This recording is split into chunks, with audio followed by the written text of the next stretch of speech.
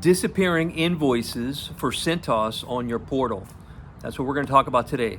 Something new I just found out with Cintas. I was talking to one of my customers, a recent customer, and he gave me access to the portal.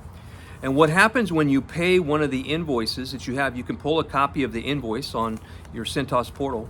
And what's happening is that once you pay it, it disappears. And so now you no longer have access to that invoice, or it's not any more readily accessible. And you're going to have to call customer sales and service, or you're going to have to get your service manager to email it to you. And it's weird. Why would they do that, right? You can find your statements, but you probably can't find your invoices. Now that's a problem for a number of reasons.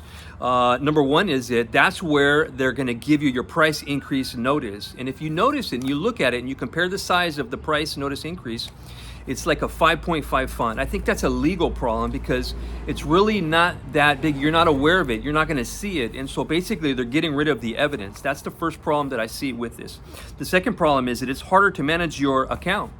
Right? You don't really remember what your price was you were paying 2 years ago, because 2 years ago you were paying a big price or a smaller price, and now all of a sudden it's just increased by maybe 100%. And so you're never going to remember what you used to be 2 years ago. You'll remember it was low, but you just don't remember exactly how much it had increased. Now you're going to have to go look at your general ledger. You're going to have to pull up all kinds of records and try to see if you can find invoices. It's a lot of trouble, and not a lot of people have time to do that. The third reason is because that you need to have this information is because inside of your contract there's a clause that says that you can decrease your invoice to whatever the first invoice was. And so if you decrease your invoice to you have to know what was on there, how much was your first invoice, and you can decrease it up to 75% of what that original invoice was. But if you don't have access to that first invoice, if you don't remember how much you paid, how are you going to fulfill the obligations of the contract? How are you going to make sure you benefit from the contract that you signed?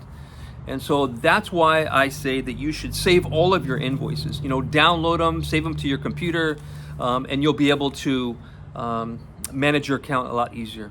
Talk to you later. Call me, like, subscribe.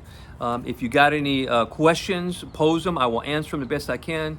Call me. The first call is always free, and I will help you out the best I can. All right? Legal letters, arbitration, contract cancellation, contract negotiation, anything like that, I can help you out. Talk to you later. Bye-bye.